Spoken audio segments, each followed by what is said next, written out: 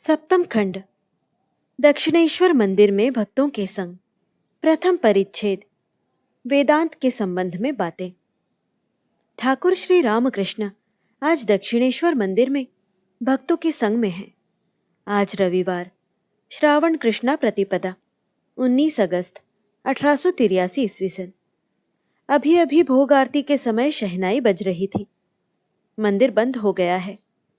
ठाकुर श्री रामकृष्ण ने प्रसाद पाकर थोड़ा विश्राम किया। विश्राम के बाद अब भी मध्याह्न काल है। वे अपने कमरे में छोटे तख्तपोश पर बैठे हैं। इस समय मास्टर ने आकर प्रणाम किया। कुछ क्षण पश्चात वेदांत के संबंध में उनसे बातें होने लगी। श्री रामकृष्ण मास्टर के प्रति, देखो, अष्टावक्र संहिता में आत्मज्ञान की बातें हैं। आत्मज्ञानी कहते हैं सो हम, अर्थात मैं ही वह परमात्मा हूं। यह मत वेदांतवादी सन्यासी का है। संसारी के लिए यह मत ठीक नहीं। सभी किया जाता है। अतः मैं ही वह निष्क्रिय परमात्मा हूं, यह कैसे हो सकता है? वेदांतवादी कहते हैं आत्मा निर्लिप्त है। सुख दुख, पाप पुण्य, ये सब आत्मा का कुछ भी अपकार नहीं कर सकते। तो भी देहाभिमानी लोगों को कष्ट दे सकते हैं। धुआं दीवाल को मैला करता है, आकाश का कुछ नहीं कर सकता।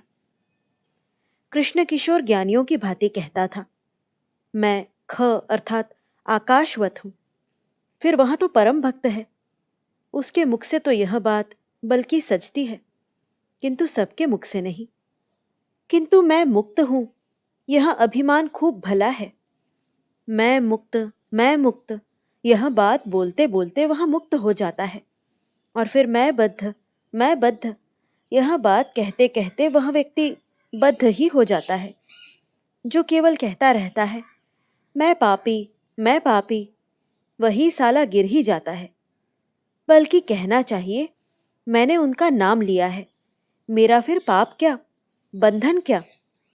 मास्टर के प्रति, देखो, मेरा मन बड़ा खराब हो गया है।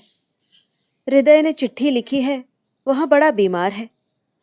यह क्या माया है या दया? मास्टर क्या बोले, चुप रहे। श्री रामकृष्ण, माया किसे कहते हैं जानते हो? बाप माँ, भाई भगिनी, स्त्री पुत्र, भांजा भांजी, भतीजा भतीजी, इन सब आत्मियों के प्रति प्यार माया है। और दया माने सर्वभूतों में प्यार। मेरा फिर यह क्या हुआ, माया या दया? हृदय ने किंतु मेरा बहुत किया था, बहुत सेवा की थी। हाथ में गू लेकर साफ किया करता था। वैसे ही अंत में सख्ती भी की थी। इतनी सख्ती करता था कि मैं पोष्टा के ऊपर जाकर गंगा में छलांग लगाकर देह त्याग करने चला गया था। किंतु मेरा बहुत किया था। अब उसे कुछ रुपया मिल जाए तो मेरा मन स्थिर हो। किंतु किस बाबू को अब फिर कहने जाऊं? कौन कहता फिरे? द्वितीय परिच्छेद।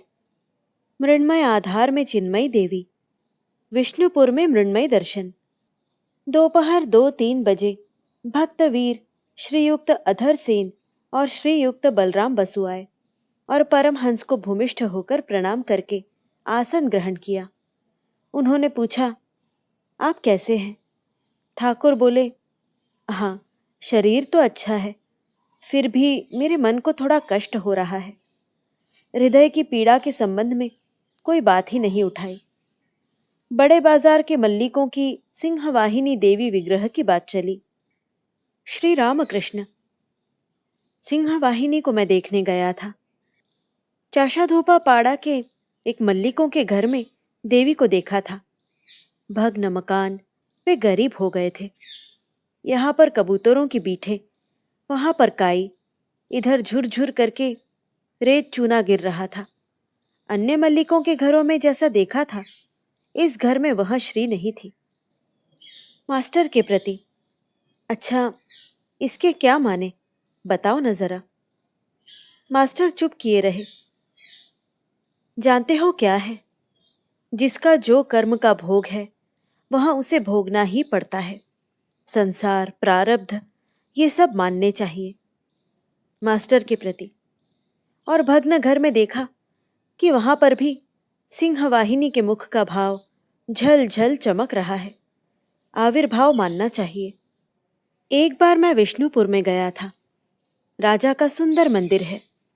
वहां पर भगवती की मूर्ति है, नाम मृण्मयी। मंदिर के पास बड़ा सरोवर है, कृष्ण बांध, लाल बांध। अच्छा बताओ, वहां पर सरोवर में आबाठा अर्थात माथा घसा सिर धोने का मसाला की गंध मुझे क्यों मिली? मैं तो जानता नहीं था कि स्त्रियां मृण्मयी के दर्शनों के समय उन्हें आबाठा देती हैं। और सरोवर के निकट मुझे भाव समाधि हो गई। तब तक विग्रह नहीं देखा था। आवेश में सरोवर के पास ही मृण्मयी दर्शन हुआ, कमर तक। अब तक और सब भक्त आकर समवेत हो गए। काबुल के राज विप्लव की बात उठी। एक ने कहा कि याकूब खां सिंहासनच्युत हो गया है। उन्होंने परमहंस को संबोधन करके कहा, महाशय, याकूब खां वैसे एक बड़ा भक्त व्यक्ति है। श्री रामकृष्ण, बात तो यह है कि सुख दुख देह धारण का धर्म है। कवि कंकण चंडी में कहता है कि कालूबीर जेल में गया था, उसकी छाती पर पत्थर रख दिए गए। किंतु वैसे कालूबीर भगवती का वर पुत्र था। देह धारण करने पर सुख दुख भोग तो रहता ही है। श्रीमंत बहुत बड़ा भक्त था और उसकी मां खुल्लना को भगवती प्यार करती थी। उसी श्रीमंत को कितना विपद श्मशान में काटने के लिए ले गए। एक लकड़हारा परम भक्त था। उसे भगवती का दर्शन हुआ।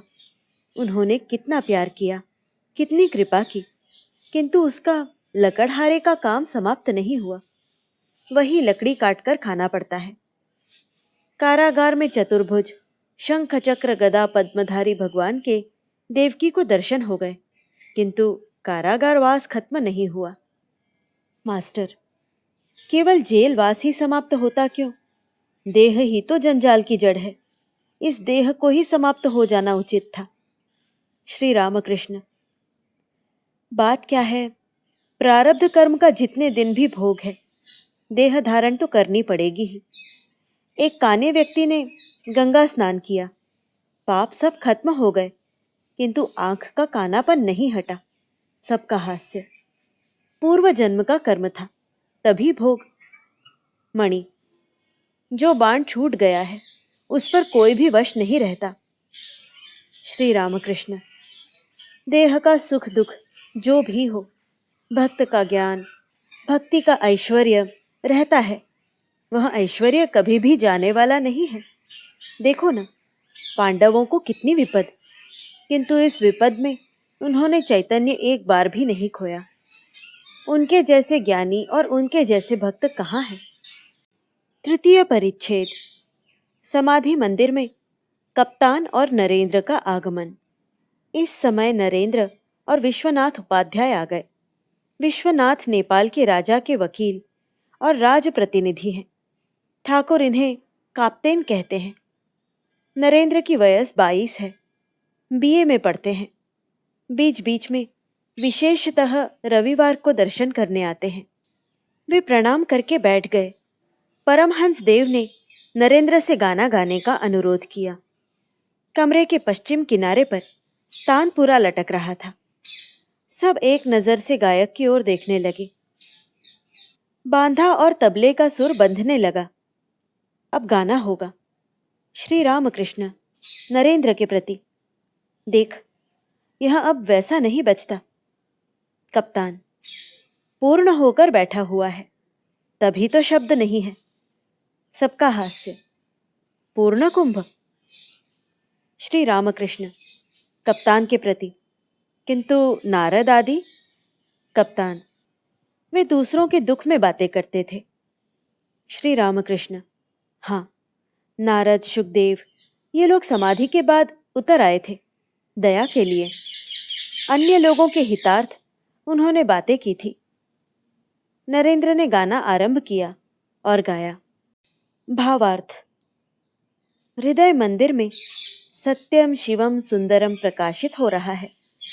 वह दिन कब होगा जब मेरा मन इस रूप सागर में रात दिन उसे देखकर डूबा रहेगा। मेरे हृदय में हे नाथ, कब ज्ञान अनंत रूप में वृद्धि पाएगा और अवाक होकर यह अधीर मन आपके श्री चरणों में शरण लेगा। आप राजराजेश्वर के शांत, शिव और अद्वितीय श्री चरणों में हे प्राण सखा, कब यह मन बिकेगा और जीवन सफल करेगा। इसी जीवन में सशरीर ऐसा स्वर्ग भोग का अधिकार कहाँ से पाऊंगा। हे नाथ, तुम्हारा शुद्धम अपाप विद्धम रूप देखकर, तुम्हारा प्रकाश देखकर पाप ऐसे ही भाग जाता है जैसे आलोक को देखकर अंधेरा तुरंत पलायन कर जाता है। जैसे चंद्रमा के उदय होने पर चकोर मन में हर्षित होकर क्रीड़ा करने लगता है, वैसे ही मेरे हृदय आकाश में आनंद अमृत रूप उदय होगा और मैं, हे नाथ, तब वैसे ही तुम्हारे प्रकाश में मतवाला हो जाऊंगा। हे दीनबंधु, ध्रुव तारे की भांति मेरे हृदय में ज्वलंत विश्वास प्रकाशित करके मेरे मन की आशा पूर्ण करो। मैं तब रात दिन प्रेमानंद में मग्न होकर आपको पाकर अपने को भूल जाऊंगा। वह दिन कब होगा? आनंद अमृत रूप में यहाँ वाणी कहते ही ठाकुर श्री रामकृष्ण गंभीर समाधि में निमग्न हो गए। हाथ जोड़कर पलथी मारे बैठे हैं। पूर्वास्य देह उन्नत आनंदमयी के रूप सागर में निमग्न हो गए हैं। जागतिक होश एकदम ही नहीं है। श्वास चल रहा है या नहीं चल रहा, स्पंदनहीन, निमेष शून्य, चित्रार्पितवत बैठे हैं, मानो यह राज्य छोड़कर कहीं और चले गए हैं।